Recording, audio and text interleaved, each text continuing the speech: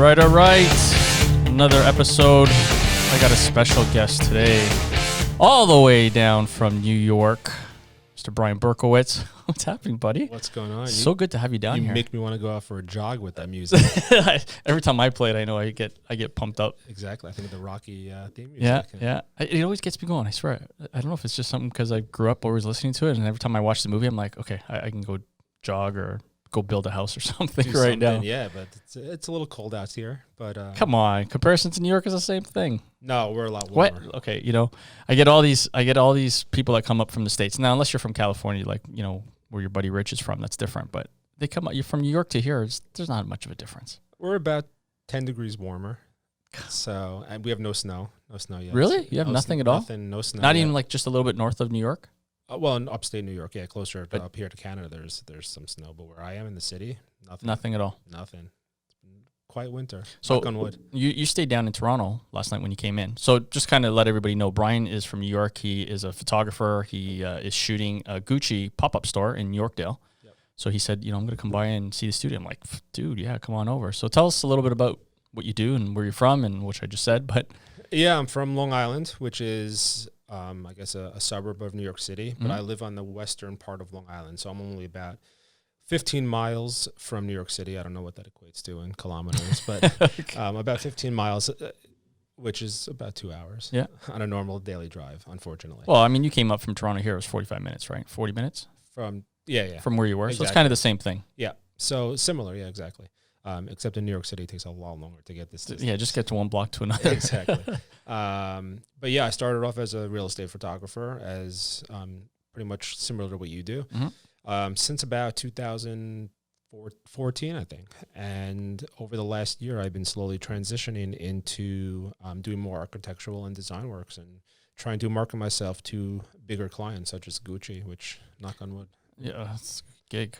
But you did weddings for a little while, you said, right? I started in the wedding industry. My father was a wedding photographer. Okay. So I started assisting him when I was 12 years old, something like that, back in the film days, holding a big light pole and changing 2 1/4 Hasselblad backs, who probably a lot of photographers don't even know what that is. Exactly. And then once I graduated college, I actually got a job as a retoucher in a design house in the city. I was doing that for 5 or 6 years, just retouching all day, mostly portraits, headshots, com cards for actors, models, all that type of thing. So I was there for 6 years. It was a great gig. Right in the art world and design world of New York City. So I was loving it, and I was 22 right out of school. They were paying me a really good salary. And then the recession hit. So I was the first. I kind of came on board with them when they went from analog to digital, and I helped them develop their digital department.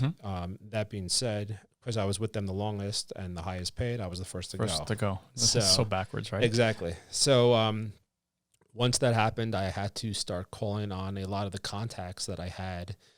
I had to pay my bills. Right. A lot of the contacts I had back when I used to assist in the wedding industry, and started getting back into weddings just because it wasn't what I wanted to do, but needed to make some money. And that's what I knew. And I knew people. It was an easy in. Yeah. And I got into it, and I started doing that in 2010, 11, after I got laid off. So I totally will not do weddings. I've been asked to, shoot. I just can't. I just don't have the patience for it.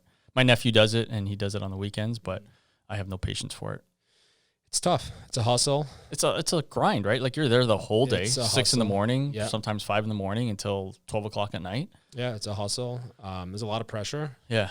You screw up and you screw up big. I've had big screw ups before. I've mentioned them on the podcast. And some of them. Yes, and it kind of kicks you in the ass and humbles you a little bit, but yeah, you know what? I never really enjoyed it, but you can make really good money doing it. Yeah. And I did that for years, just paying the bills. It was pretty good. Like, I know for a wedding photographer, you could pretty much, work kind of like real estate. You work 6-7 months out of the year and only on weekends. Mm-hmm. Then you're going to spend some time, doing your touch-ups and edits maybe during the week, but you're pretty much done after that. Yeah, it's very cyclical.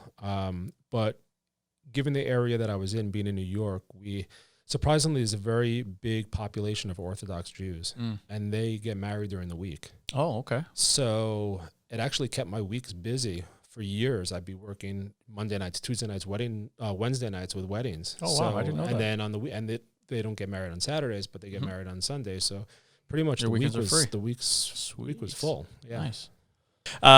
So when you decided to get out of that, you said real estate was going to be the first thing that you want to kind of get into, or you knew somebody to start supplementing some of your income? Well, before I ever did a real estate shoot, I did an interior design shoot. Really? Your first thing was interior? First thing ever. Ooh, that's like getting thrown into the fire. Well, yes. So you want to share those pictures with us so we can let... I've shared them recently online. Did probably you? about, I don't know, 2 months ago. I didn't see it. On Facebook? Yeah, on Facebook. Oh, we're going to have to pull that up. Yeah, they were really, really ugly Photomatics HDR. Okay. And, you know, it's funny. At the time, this was probably early 2013, I started getting into HDR and the whole concept of using Photomatics to make these photorealistic Well, they images. look better than, non-flash anyways. Correct, exactly. So I started playing around with it, and I started doing some HDR stuff for the wedding studio I was working for with people for portraits. And that work? I would tell them to hold very still, very carefully. 3 seconds. Exactly. And I'd have to, you know, obviously do a lot of masking if there was any movement and all that stuff. But it was like this unique thing that I think he probably still has one hanging in his studio now. But, you know, he would sell it to his clients as like a cool family portrait, you know, cutting edge, modern. And he'd sell a big, you know, 3-foot wall hanging, and it was picking up. So he'd bring me in to just shoot this HDR family portrait. Very strange, but who knows? I guess, whatever it is. So this wedding studio owner got a call from a friend of his who was an interior designer and said, I just finished a project. I need it shot. Can you do this? And him being a wedding guy, didn't know anything about it, didn't even want to touch it. But he said to me, hey, why don't you do what you've been doing with this HDR on this job and go shoot it for me? I'm like, all right, I'll give it a try. Which was my first job ever. Was I produced this HDR. How many pictures did you have to take? You remember? I don't remember. I have all the shots. I can go look it up. I still have it backed up somewhere. But I mean, I must have shot a ton, probably 30, 40 shots, 50 shots. Cool. Which doesn't seem like much in the real estate world. But yeah, it was all just HDR, and stuff looked awful. I'll find you some afterwards and show you. Stuff looked awful, but But back then, that's what was the best thing. Well, I mean, that's all I knew. Yeah. So, and that's all I was able to produce on the time frame that I had to go out, learn about interior photography, and go shoot this job. So I knew how to, you know, produce an HDR image using Photomatics. Yeah. And I went out and I delivered them. Nice. And so the real estate side came after that. Yeah. So then I started doing some more research about interiors, which led me to real estate as, I guess, an entry into this. And then I started learning about all the, you know, PFRE. I found, obviously, that's the first thing everyone finds. It was the Yahoo one first. The Flickr group. Yeah, the Flickr group was the first one. And then from there, you find PFRE, Photography for Real Estate blog, which has a ton of information. Yeah. And then once I came across them, I came across a book that they promote that I think Larry, who was the original owner of PFRE, how to shoot real estate. No, it was a book on Infuse. Oh, yes, using Lightroom and Fuse. Maxwell. Simon Maxwell. Maxwell, yeah. Yeah, we just spoke about that in a podcast this past week. So I purchased that ebook, and I figured that was an easy way to go for me from the HDR that I knew how to produce, that 5-bracket HDR, to a similar 5-bracket technique. This is before I even started with Flash. Oh, okay. Just, I knew how to do the brackets good. Yep. Because I was doing that even with the HDR stuff I was producing. I just wanted to produce better results than I was getting out of the Photomatics. So I thought that the Infuse workflow was an easy transition to go from what I was doing to, at least in the first step, make my images significantly better. So that's the route I started with, was using Infuse. So how long did you do real estate photography for? I mean, I still shoot real estate photography. I know it's not as much, but yeah, this was probably, that first designer shoot was early 2013, and probably the end of 2013, early 2014. Maybe mid 2014 was when I said, all right, let me go start pursuing some real estate agents and see if I can get this going. Nice. So I know you made the transition into going into more interior design shoots, which is what I'm trying to do. Because what happens is, as you're doing a lot of real estate stuff, you know, I do Flash, and you're going to get interior designers that are going to want to use the pictures, and then you start getting some phone calls and interest, and it's just such a different workflow. It's so much slower, which is nicer because you have more time to create an image. Sure. And which, we were down in Vegas, and I think it was Hargis that said the same thing, right? He's like, it's funny. Slow the fuck down. It's funny you said that because I actually wrote on the airplane up here yesterday an article that I'm going to release for my blog, excuse me, on why as a designer you should hire a design photographer or an architectural photographer and not a real estate photographer or somebody who's not only trained in real estate photography. And that was one of the things that I mentioned, and I quoted Scott in saying that is slow the F down because, I mean, I'm on site for a full day and I'm producing 10 images. Well, I had this conversation with one of my designer real estate agents, both, and they're like, why is it this price versus this price? And I said, well, in real estate, it's about volume. You're going in, you're taking your shots, and you're leaving. The image is being licensed for the 30 days, 60 days, whatever you have the term for. And there isn't much creativity involved in really having to create a shot. So you kind of have to decide what you as an interior designer want. Now, I can be on site, and I'll set up, I'll get my flashes, I'll get everything ready, I'll take my shot, I'll look at it on the laptop or on my iPad. I'll look at it with you. We'll analyze it. We'll say, we need a little bit more light here, a little bit here. Pull it into the laptop. Actually do the edit. It could take me an hour, 2 hours just to take one shot. Mm-hmm. So the difference really is it'll take 7 shots. It'll take 7 hours. Let's just say with real estate, you're in and out in an hour. You're getting a whole bunch of shots. Well, but that's what I want. Yeah, but you're not getting the same thing. I'm not going to go in there with all these flashes. I'm not going to take my time. We're not going to edit it on site. And even though I do those 7 shots, now I have to go home. I still have to edit those and give them back to you. It's not the same thing, and it's hard for them to kind of really understand that, right? Yeah, and even besides the things that you mentioned, I think the biggest factor, one of the biggest factors that goes into it also is staging. Right. After I set, or after we spend 15 minutes getting the composition right, I could spend another 20 minutes just staging. Yep. Where in a real estate shot, you're not doing that. You're shooting the property as it was staged by either the homeowner or the agent, if you're lucky, went to the home beforehand just to kind of like move things around. But when you're on a design shoot, you want to go and make sure everything is in the proper place. If you have to move a chair over an inch, you have to move a chair over an inch just because. Well, because you see it right there and then on the laptop. So and the designer's like, you know what? Let's see more of it. Let's move, so you can do that. Exactly. And I'm kind of like, I have that belief everything needs to have a purpose in the image. Right. If there's no purpose for it, then take it out. Right. So when you sit there and stage and, as we all know, sometimes designers like to over-design, if you want to call it that, or over-accessorize. Mm-hmm. Yeah. I think sometimes you less have to take a step. Yeah, exactly. Take the less is more approach, and you have to sit down and you have to take a look at the image and say, hey, do we have to, stage this differently because there's just too much going on, or do I have to move that chair 4 inches to the right because, it's bleeding into the lamp behind it and I want a little more breathing room. So it's a process. Yeah. So you're down here in Toronto to shoot a Gucci store, and when you called me about it, I was like, dude, that's a sweet gig. You want me to shoot it? I'll kick you back, so because it's a sweet gig. Yeah, no, Gucci's been very good to me. I kind of got them by accident as a client, and I love that, by accident. Well, nothing's by accident. There's no by accident, correct? Yeah, I'm gonna take that back, but you earned it. Yeah, you know what? It's just a lot of proper networking and doing the right thing and knowing the proper people. Yeah. But you say who you know. Like I got them from another client, right. So and I got that client by literally a stroke of good luck. That I can say honestly, It was a stroke of luck. Even though some people, I think Scott Hargis would say, there's no such thing as luck. No, there's always luck. But there's always a little there's always a little bit of luck in there. But I've been doing work for them since, I think my first job was December of 2018, so a little over a year. Mm-hmm. And I shoot all their local New York, New Jersey, Connecticut, tri-state stores.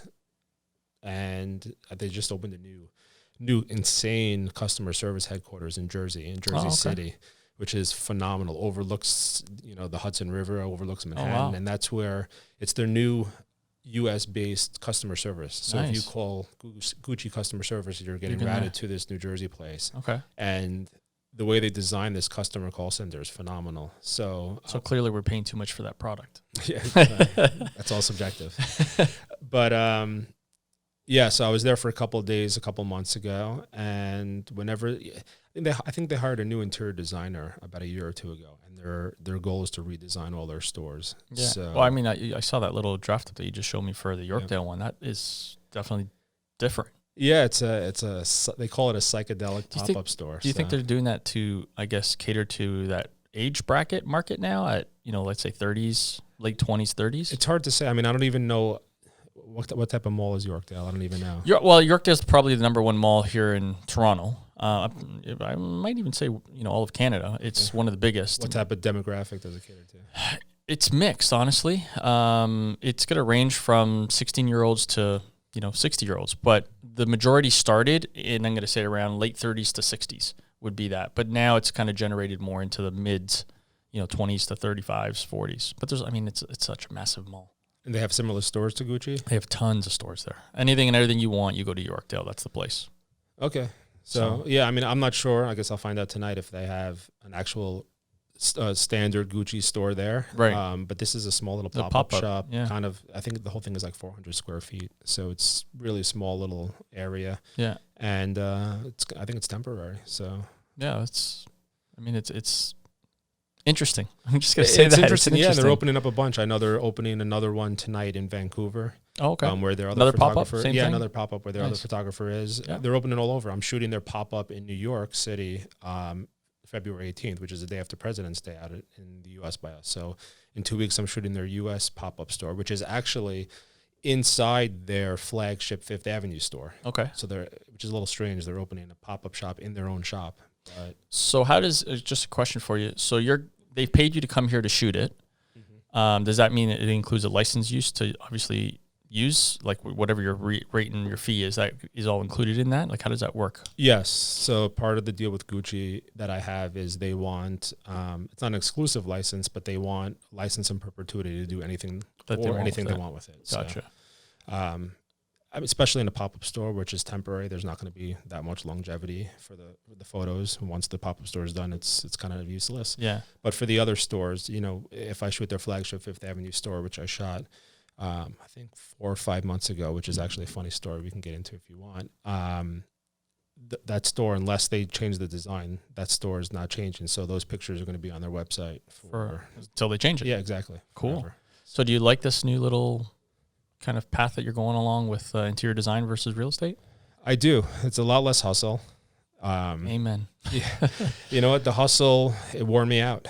Yeah. It wore me out. And I said to myself, you know what? If I'm going to hustle this much, then I could have just stayed with weddings and I wouldn't have need to try a new path. But the truth is, over the last 2 or 3 years in my real estate photography, I started getting into more luxury. Yeah. So what that allowed me to do was not have to go out and shoot 10 or 15 listings a week. Yeah. I can go out and shoot one house a day, which is kind of what I've been doing the last 2 years. Right. Especially, and you're familiar with this, offering added services. We spoke about this, I think 3 weeks ago. Podcast, yeah. Exactly. Just, being able to offer drone and, I offer Matterport. I know you do the iGuide. So just being able to offer all different types of things. I only have to go out and do one job a day and not have to, hustle. Yourself. Exactly. That hustle. Especially for you down in New York, you're lugging all that stuff around in Ubers and.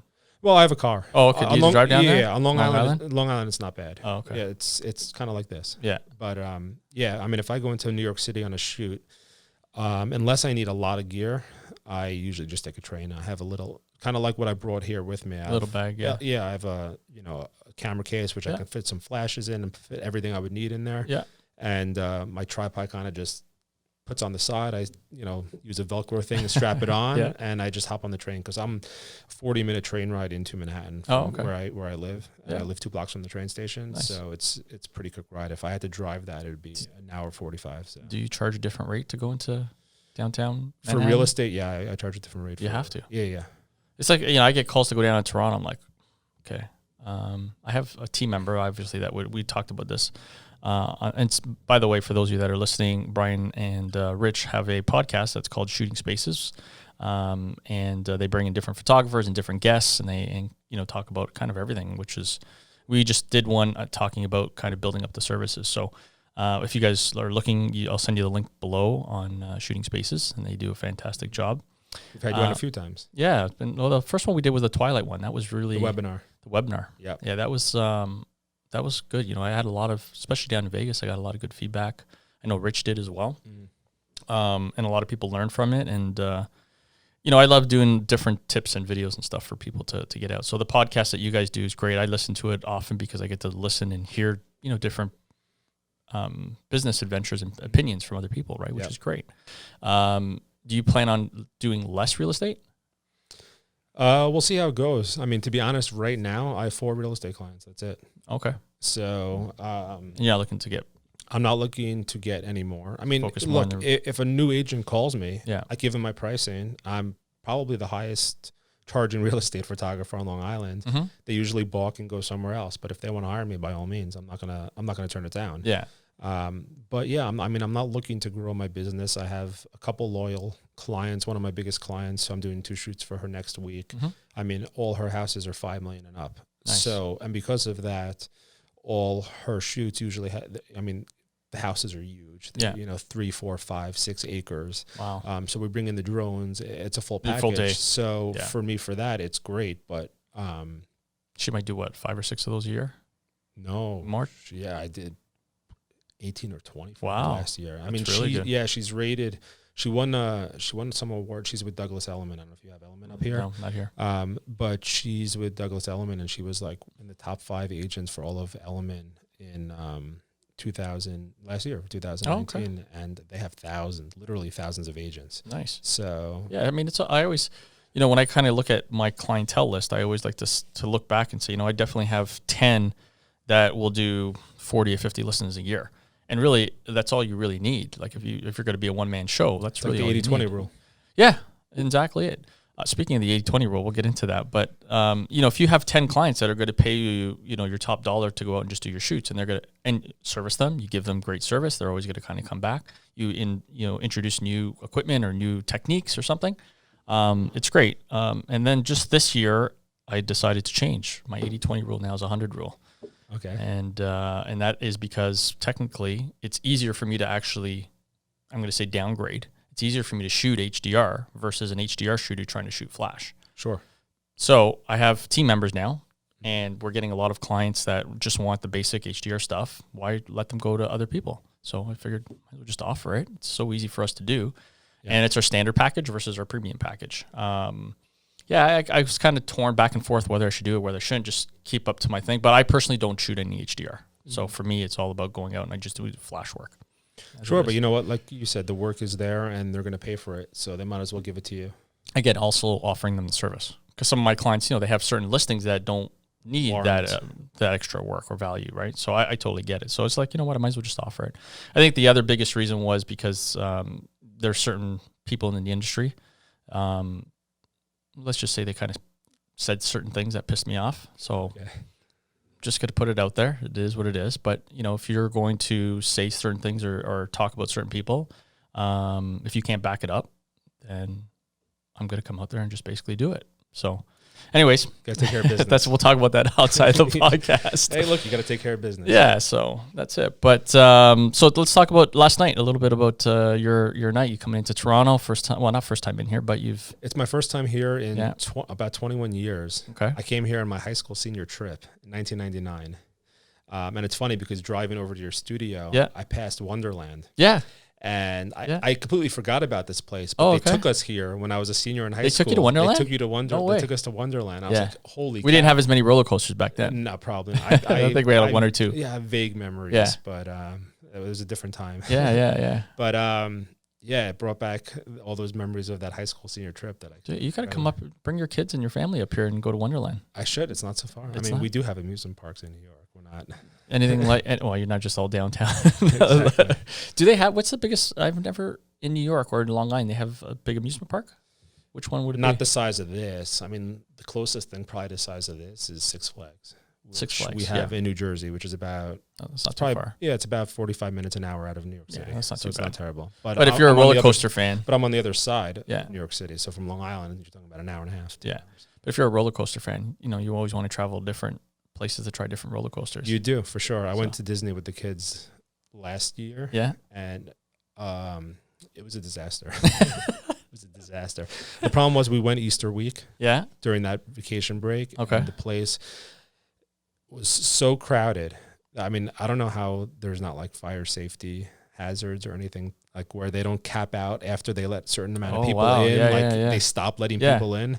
But it was so awful. Yeah. I mean, it's not enjoyable to walk around. The kids loved it. Yeah. Well, but I mean, you have to watch your kids like a hawk. You can't let them go. Well, one of them, at the time, my youngest kid was, under a year. Yeah. So he was pretty much in the stroller and couldn't do anything. Yeah. But yeah, it was not pleasant. So yeah, I mean, it's like that here too at Wonderland when it gets overwhelmed and packed. I think my wife and I are scarred now. So.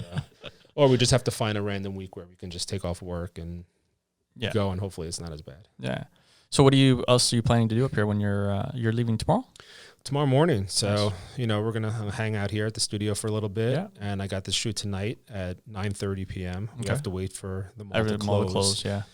So do you have it all coordinated with the security and everything there? Yeah. Okay.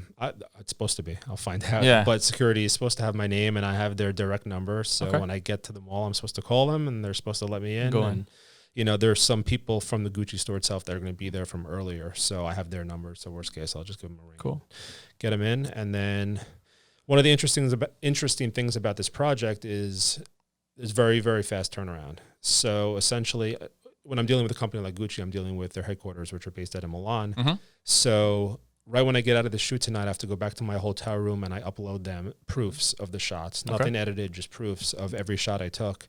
And I guess at that time it'll be, midnight or so. Mm-hmm. They're starting to wake up there in Italy. They're going to let me know which of the shots they want edited and get that feedback right back to me right away. And then I have a Sunday evening, which is tomorrow night, deadline on the shots. Oh, wow. So I'm literally going to fly. But you're talking about like 8, 9, 10 shots, you said, right? 10 max probably? Probably less than that. I mean, I'm shooting 12 shots, which we spoke about for them, and I typically deliver them 4 to 5 shots. Oh, okay. So it'll probably be around that area. Yeah. But yeah, I'm going to fly home tomorrow and say hi to the family, and then sit at the computer and edit before I try to finish up before the Super Bowl. So I was just going to say, so who are you going for tomorrow?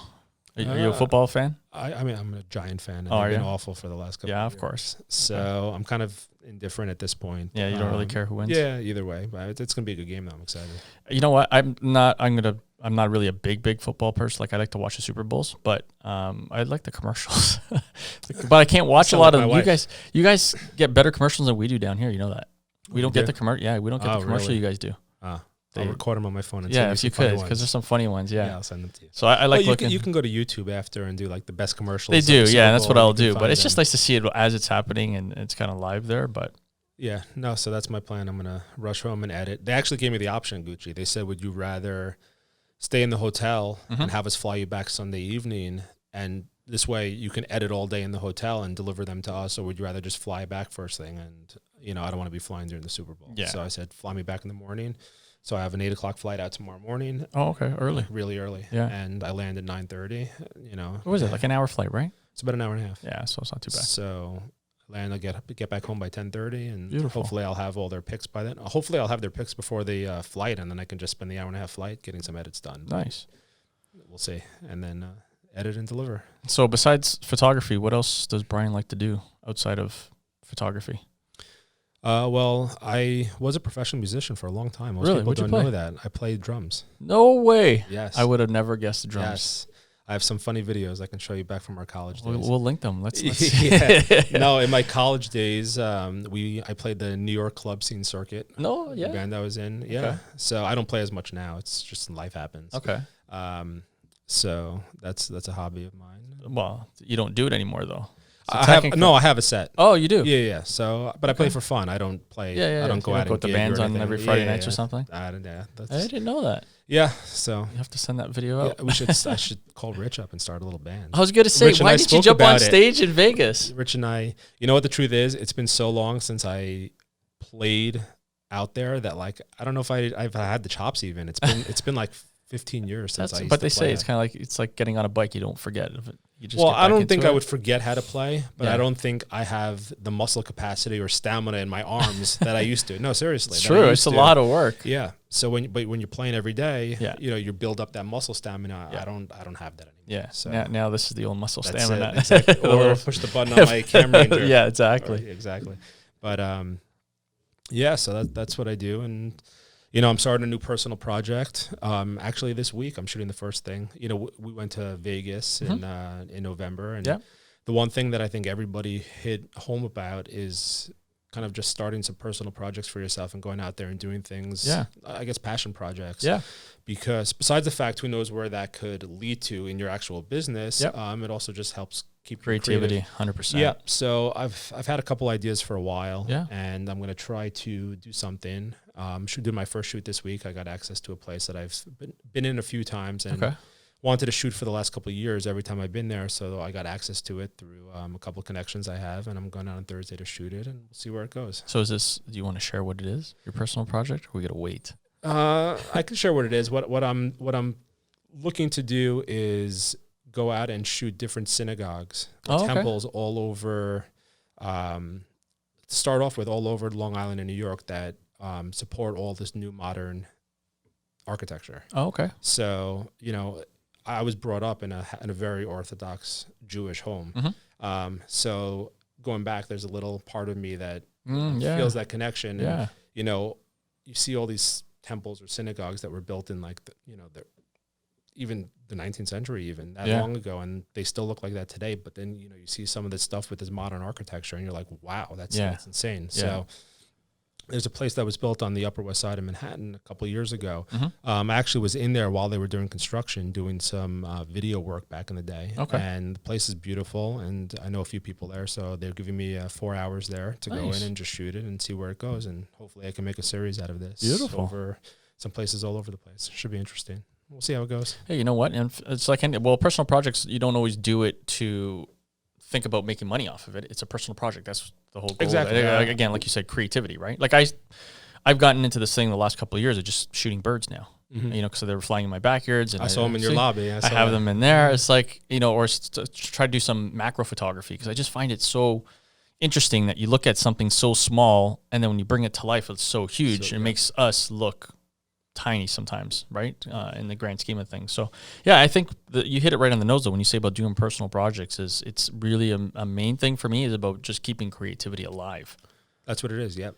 Because it's very fast. It's very easy to die your creativity in this industry. Yeah, you get stuck in a rut because what we do is so monotonous, especially in the real estate world. It's the same thing every day, and just 5 days a week, you're shooting, I don't know how many you shoot, but you're shooting 15, 20 homes a week, and it's all the same. And, part of me said to myself, that's why I have to go, dive into a little bit more design or architecture work, because, you're doing something different every day where, I'm shooting a Gucci pop-up store. And then, speaking about this week specifically, Monday I'm shooting a real estate listing. Tuesday I'm shooting a kitchen for a kitchen cabinet manufacturer. Nice. Wednesday I'm shooting another real estate listing, and then Thursday I'm going to shoot the synagogue. So it's just such a different variety of things that it's important. Yeah, I think it helps keep your creative juices flowing and with the personal projects. And then, like I said, who knows where it can lead to. I'm going to shoot this place. There was an architect who built it. So who knows what kind of relationship I can foster by just sending him the images after and saying, hey, I know you designed this place. Look what I did.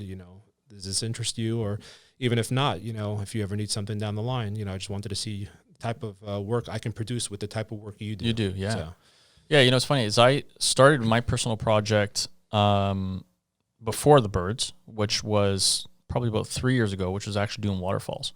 So I decided to kind of go around and find all the waterfalls that we had here locally. And when we went on vacations, I would try to find some waterfalls. I can never get that like milky look on those waterfalls that you always say. You just need to filter and slow it down. That's it. Yeah. I guess I don't shoot I love that look. I don't shoot enough waterfalls. If you go to Niagara Falls, you go to Buffalo's pretty close to you, right?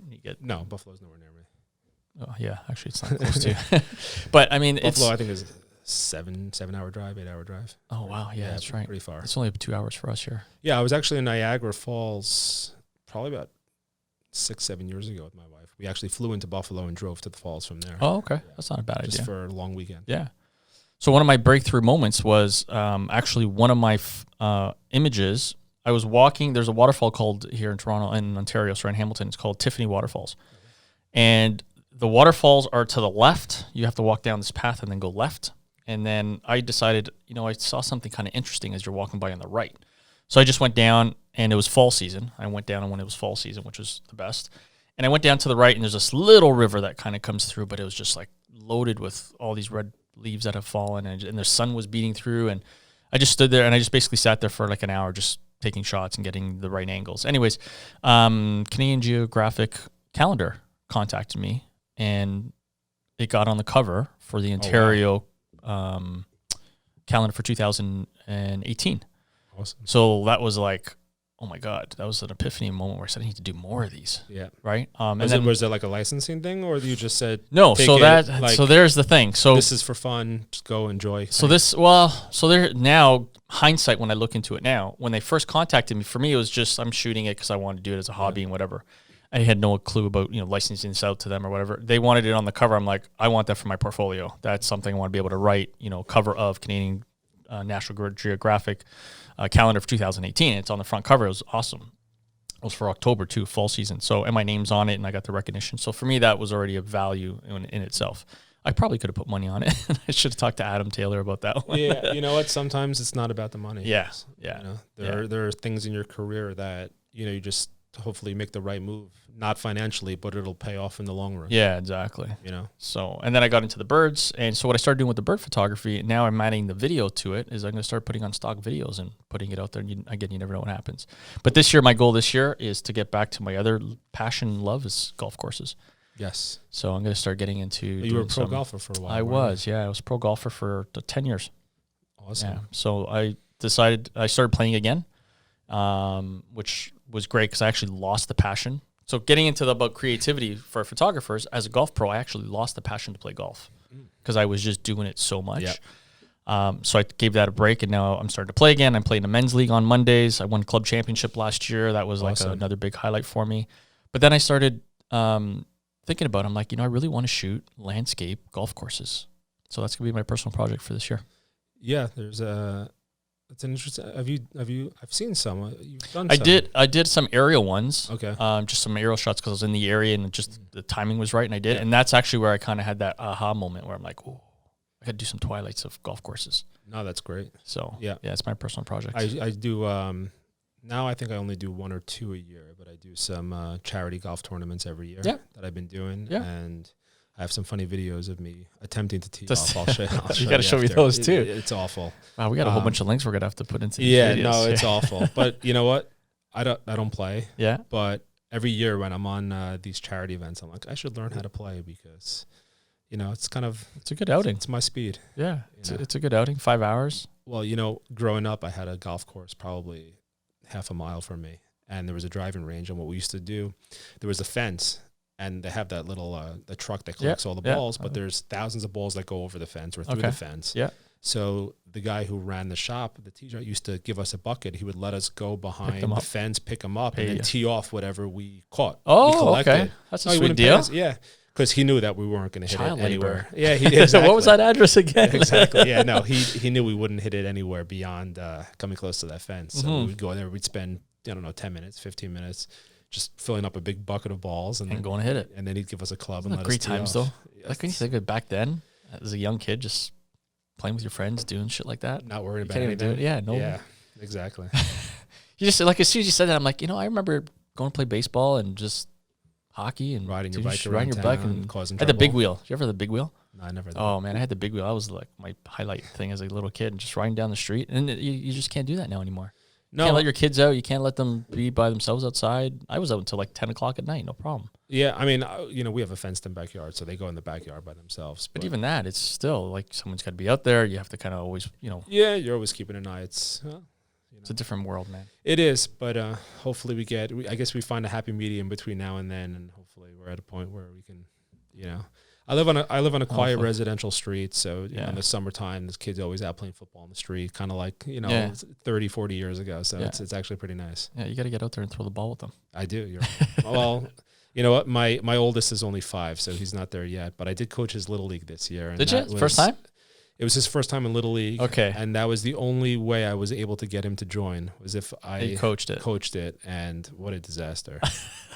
I was going to say, let's try. I was just going to say, if you were to say you're, because I did coaching 1 year, and I said, I swear again, I'll never do it again, because it's just so competitive, and the parents, you have to tell parents, like, calm the fuck down. It's only Little League.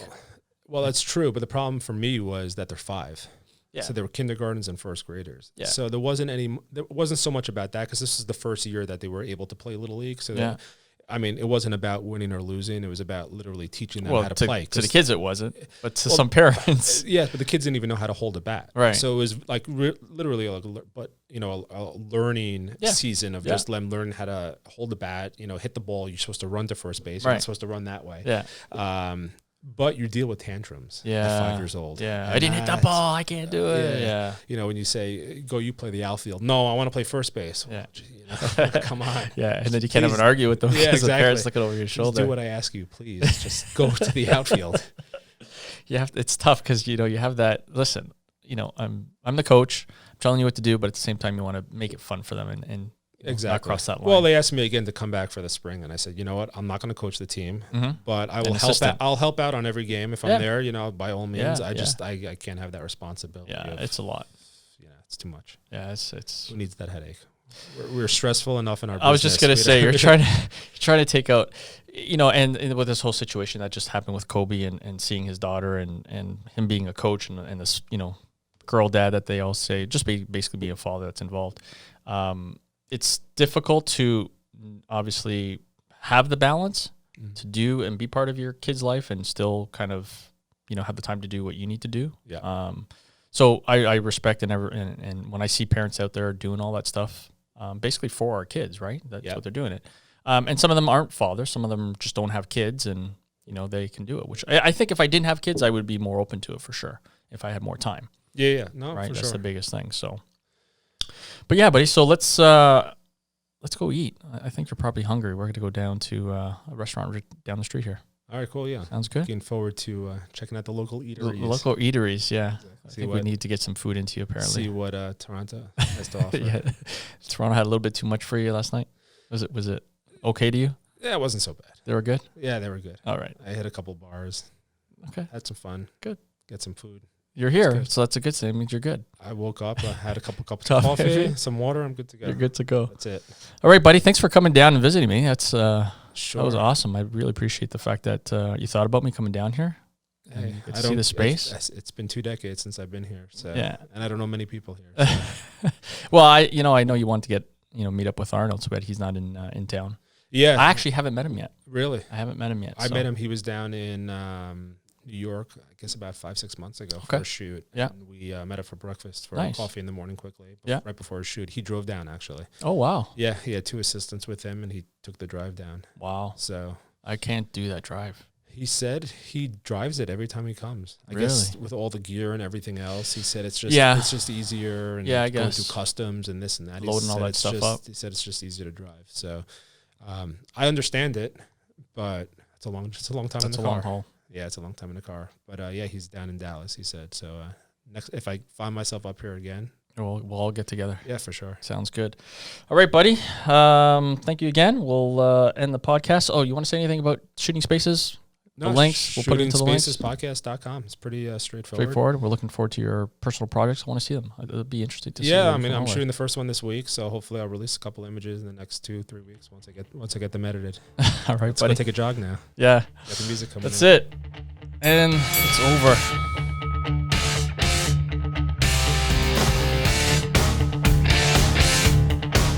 So if you like that video and you want to see more, make sure you like, subscribe, hit the notification bell, and don't forget to follow us on Instagram and Facebook.